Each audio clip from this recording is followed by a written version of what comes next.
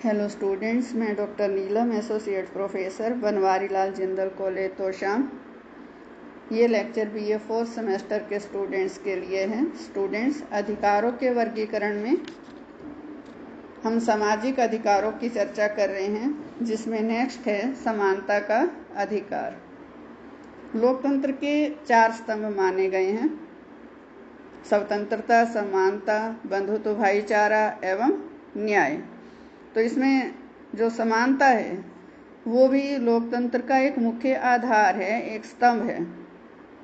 तो ऐसे में समानता के अधिकार का अर्थ क्या माना जाता है कि राज्य के किसी भी क्षेत्र में व्यक्ति के साथ जन्म, जाति, धर्म, रंग, नस्ल आदि के आधार पर किसी भी तरह का कोई भेदभाव ना किया जाए। सभी व्यक्ति जो राज्य में रहते हैं उनको समान रूप से विकास करने के लिए उनकी योग्यता के अनुसार जो भी अवसर उनको चाहिए वो अवसर उनको प्राप्त हों। और लगभग सभी लोकतंत्रीय देशों में समानता का अधिकार लोगों को संविधान के माध्यम से प्रदान किया गया है। और भारत के संविधान में भी हमें अनुच्छेद 14 से 18 तक समानता का अधिकार प्रदान किया गया है। तो इस तरीके से हमारे देश में और अन्य देशों में जो समानता का अधिकार दिया गया है उसमें मुख्य रूप से क्या क्या बातें आती हैं हम उस पर चर्चा करेंगे। फर्स्ट इसमें आ जाता है सामाजिक समानता। सामाजिक समानता का अर्थ है कि किसी भी आधार पर व्यक्तियों में कोई मतभेद ना हो, जाति, धर्म आदि के आधार पर किसी भी व्यक्ति से समाज में कोई भेदभाव ना हो और कोई भी व्यक्ति इस तरह की कोई भी विषय सामग्री का प्रचार प्रसार भी ना करे। यदि कोई ऐसा भेदभाव के लिए प्रचार प्रसार करता है व्यक्ति, तो उसके विरुद्ध कानूनी कार्रवाई की जाए और सभी व्यक्तियों को विकास करने के लिए समाज में समान अवसर प्रदान किए जाएं और समाज में सभी व्यक्तियों का सम्मान, गौरव सुरक्षित हो। धर्म या जाति के आधार पर या किसी अन्य आधार पर जो सामाजिक स्तर है उसमें किसी भी तरह का कोई भेदभाव ना किया जाए। व्यक्ति से बिना वजह कोई ऐसा व्यवहार ना किया जाए कि जिससे कि वो स्वयं को अपमानित महसूस करे। सेकंड है इसमें आर्थिक समानता। आर्थिक समानता के विषय में जो विचारक हैं उनके अलग अलग मत हैं। कुछ विचारक ये कहते हैं कि हर व्यक्ति को अपनी योग्यता और इच्छा अनुसार आजीविका प्राप्त करने का अधिकार होना चाहिए। उसमें धर्म, जाति, वंश किसी भी आधार पर किसी को आवश्यक सुविधाओं से वंचित नहीं किया जाना चाहिए। हर व्यक्ति को समान रूप से आर्थिक विकास करने के अवसर प्राप्त होने चाहिए। अब इसे यदि हम देखते हैं तो ये क्या है? पूंजीवादी व्यवस्था का विचार। इसके विपरीत जो समाजवादी विचारक हैं वो कहते हैं कि आर्थिक समानता का अर्थ है कि व्यक्तियों की आर्थिक स्थिति में बहुत अधिक अंतर नहीं होना चाहिए। माने उत्पादन और वितरण के साधन इस प्रकार के हों समाज में कि जो धन का केंद्रीयकरण है वो कुछ हाथों में ना हो। अब जो दोनों ही दृष्टिकोण हैं उसके आधार पर हम ये कह सकते हैं कि जो सभी व्यक्ति हैं समाज में उनकी आर्थिक स्थिति एक जैसी हो, ये तो संभव हो ही नहीं सकता और आर्थिक समानता का ये अर्थ हम नहीं मान सकते। तो फिर आर्थिक समानता का अर्थ क्या है कि सभी व्यक्तियों को अपनी आजीविका कमाने और आर्थिक विकास के लिए समान अवसर प्राप्त होने चाहिए, परंतु राज्य इस बात का ध्यान भी रखे कि धन और उत्पादन के जो साधन हैं वो मुट्ठी भर लोगों के हाथ में केंद्रित ना हो जाएं और प्रत्येक व्यक्ति को अपने जीवन निर्वाह के लिए आवश्यक धन प्राप्त हो। माने व्यक्ति कोई भी अगर कार्य करता है तो उसको उसके कार्य का इतना पैसा जरूर मिले कि उसके जीवन की जो न्यूनतम आवश्यकताएं हैं, रोटी, कपड़ा और मकान की, वो आसानी से पूरी हो सकें। यदि व्यक्ति दिन भर काम करता है और उसके बाद भी उसको इतना पैसा नहीं मिलता तो इसका अर्थ क्या है कि आर्थिक क्षेत्र में कहीं ना कहीं वो शोषण का शिकार है। तो आर्थिक क्षेत्र में लोगों का शोषण ना हो, ये जिम्मेवारी राज्य की है कि वो ये सुनिश्चित करें। नेक्स्ट है इसमें राजनीतिक समानता। राजनीतिक समानता का अर्थ ये है कि हर व्यक्ति को अपनी योग्यता अनुसार बिना किसी भेदभाव के राज्य के कार्यों में भाग लेने का अधिकार होना चाहिए। हर नागरिक को राजनीतिक अधिकार समान रूप से प्राप्त होने चाहिए और राज्य की दृष्टि में स्त्री, पुरुष, धनी, निर्धन ऊंच नीच, गोरे काले, इनमें किसी भी तरह का कोई भेदभाव नहीं होना चाहिए। और साथ ही साथ राज्य के पास देने को क्या है? पद और पुरस्कार। सरकारी पद प्राप्त करने के लिए सभी व्यक्तियों को समान अवसर प्राप्त होने चाहिए और सरकारी क्षेत्र में किसी भी व्यक्ति के साथ किसी भी तरह का कोई भेदभाव नहीं होना चाहिए। नेक्स्ट है इसमें कानून के समक्ष समानता का अधिकार। अब सामाजिक, आर्थिक और राजनीतिक समानता वास्तविक रूप से तभी संभव हो सकती है यदि कानून के समक्ष सभी समान हों।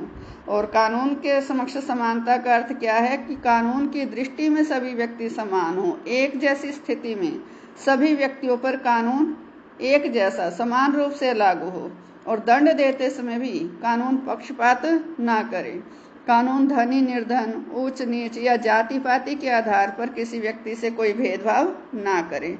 और लोकतंत्र की सफलता के लिए कानून के समक्ष समानता का अधिकार होना बहुत ही जरूरी है। नेक्स्ट है इसमें परिवार का अधिकार। ये इससे पीछे के जो ये 4 सब पॉइंट्स थे ये समानता के अधिकार थे, समानता के अधिकार से संबंधित है। थर्ड था समानता का अधिकार, अब इसमें फोर्थ है परिवार का अधिकार। समाज की जो इकाई है वो परिवार है और परिवार अपने आप में एक बड़ी ही पवित्र और महत्वपूर्ण संस्था है। इस पवित्र संस्था में राज्य की ओर से कोई भी हस्तक्षेप नहीं होना चाहिए। व्यक्ति को अपनी इच्छा से विवाह करने और परिवार बनाने की स्वतंत्रता होनी चाहिए, परंतु यदि कोई परिवार सामाजिक और राष्ट्रीय हितों के लिए खतरा बन रहा है तो राज्य पारिवारिक जीवन में भी हस्तक्षेप कर सकता है। जैसे भारत सरकार की ओर से, हमारे संविधान की ओर से एक पुरुष को 2 या 2 से अधिक पत्नियां और एक स्त्री को 2 या 2 से अधिक पति रखने का अधिकार नहीं है, ये निषेध किया गया है और इस कानून का उल्लंघन करने वाले को दंड दिया जाता है। इसी तरह से ही यदि कोई व्यक्ति ऐसा है कि जिसके विवाह करने से राष्ट्रीय या सामाजिक हित में कोई दिक्कत आती है तो उसके लिए जो हमारा देश है, हमारे देश का जो कानून है, उसे परिवार के अधिकार से वंचित कर सकता है। जैसे कि कोई कोढ़ी है, पागल है या किसी भयानक रोग का मरीज है तो राज्य उसको विवाह के अधिकार से यानी परिवार बनाने के अधिकार से भी वंचित कर सकता है। नेक्स्ट है इसमें संपत्ति का अधिकार। और संपत्ति के अधिकार का जो अर्थ है वो यही लिया जाता है कि वैध तरीके से जो संपत्ति किसी ने अर्जित की है उसे उसको अपने पास रखने का अधिकार है। माने हर व्यक्ति को संपत्ति खरीदने, रखने और बेचने की पूर्ण स्वतंत्रता है। परंतु इसमें भी संपत्ति के अधिकार में भी जो विचारक हैं उनके अलग अलग विचार हैं। कुछ लेखक संपत्ति को मानवीय विकास की आधारशिला मानते हैं और कुछ संपत्ति को सामाजिक एकता का शत्रु भी मानते हैं, क्योंकि जो अत्यधिक संपत्ति है वो बुराइयों को जन्म देती है। लेकिन सीमित व्यक्तिगत संपत्ति नागरिक के विकास के लिए जरूरी भी है, व्यक्ति के विकास के लिए आवश्यक है। तो इसलिए व्यक्ति को अपने विकास के लिए व्यक्तिगत संपत्ति रखने का अधिकार लगभग सभी देशों ने स्वीकार किया है। यहाँ तक कि चीन जैसे साम्यवादी देश में भी सीमित रूप में संपत्ति के अधिकार को मान्यता दी गई है।